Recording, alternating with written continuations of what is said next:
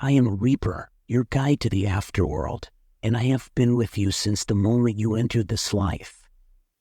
At the time of your birth, my duty was assigned, and from that moment on, I became your silent watcher, your constant companion. I have witnessed countless lives during my existence, but yours consumed me in ways I never imagined possible. You were born on a stormy day in March of 1988, a time when the sky itself seemed to rage. Your body was small, fragile, but the moment you entered the world, your lungs let out a cry that pierced through the thunder outside the hospital window. It was as if you were announcing your presence, demanding to be seen and heard. The medical staff smiled at the sound, impressed by your strength. And I, though unseen, felt something different that day. Your life began like many others I have witnessed. Your mother and father were filled with happiness, proud of the life they had created. There were birthday parties, holidays, and family gatherings. You started ballet lessons, your small feet dancing across the floor as you chased childhood dreams. It was all so ordinary, the mundane beauty of human life. But as I watched, I knew that things would not remain this way. They never do. I was there when the fighting between your parents began. I was there when your father left your mother for another woman, leaving behind the fragments of the life they had once built.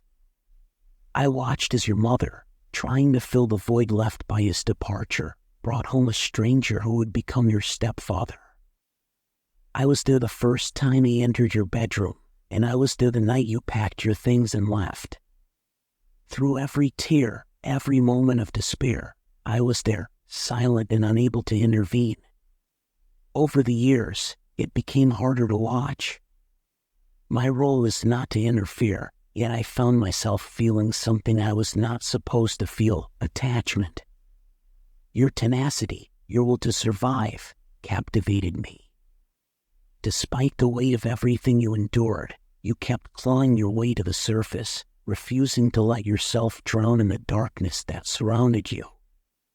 I would not have blamed you if you had swallowed those pills after your estranged mother's death, or when you broke your ankle and could no longer dance. When the unemployment checks stopped, I thought you might give up then too. But you didn't. You fought. Then came the glimmer of hope. You moved to a new area, found a new job, and life seemed to steady itself. The apartment you moved into was quaint, part of an old mill complex with a view of the river below. You loved to keep the windows open at night to hear the sound of the rushing water. It soothed your nightmares, helped you sleep, and for a while, things seemed better. But nothing perfect lasts, not in this world. I remember the scream. It shattered the quiet night air, cutting through the sound of the river. You looked up from your book, startled, but you couldn't hear what I heard. You couldn't feel the dread that settled in the room after that scream. Still, something in you sensed it, an unease, a feeling that something terrible had happened nearby. We left that apartment the next month. It was then that everything began to unravel. That thing we heard that night, it wasn't just a sound. It was a warning. I watched you closely after we moved, and I saw the cracks forming. You were no longer the same, and neither was I. Something had shifted between us. I watched you read about the murder in apartment 402, saw how visibly shaken you were. You left your new apartment to get coffee, trying to clear your mind. You were distracted when you stepped off the curb, not paying attention. You didn't see the bus, didn't hear the blaring horn as it sped toward you. I couldn't let it happen. Every Reaper knows when their assigned soul is meant to leave this world.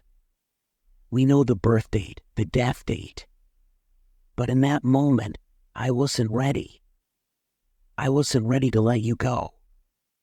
You had been dealt such a cruel hand in life, and I wanted to give you something more, something better. So I intervened. I pulled you back, saving you from your fate. For a while, it seemed like things were fine. You got a promotion, went on vacation for the first time in years, and even started dancing again. I gave you those extra months, and in that time, I saw you smile and laugh more than you had in years. It was selfish of me, I know. I had no right to interfere, to alter the course of your life. But I couldn't help myself. I enjoyed watching you live, watching you find moments of happiness in a world that had given you so much pain. But everything comes at a cost. And soon, death would come to collect. It started with him. The man with the piercing blue eyes.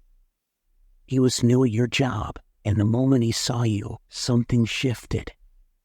He was handsome, charming, but there was something off about him. Something predatory. He always knew the right things to say, the perfect way to make you feel seen, understood. I watched as he slowly gained your trust, drawing you in with his kindness and patience. For months, he played the part of the perfect man, waiting for you to let your guard down. And eventually, you did. I had never known anger before. It was not something I was built to feel.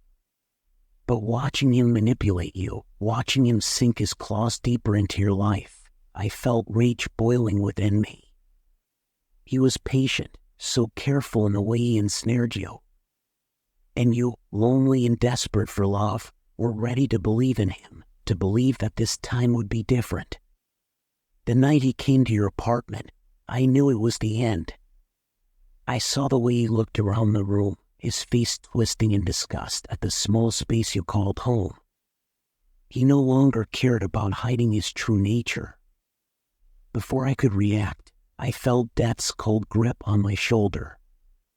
He was there, watching, ensuring I wouldn't interfere again. I could do nothing but watch as the man grabbed you, as he threw you to the ground. You fought back, your strength surprising him. For a moment, I thought you might escape. But then, he overpowered you. He restrained you, and I was forced to watch. The next 3 days were an eternity.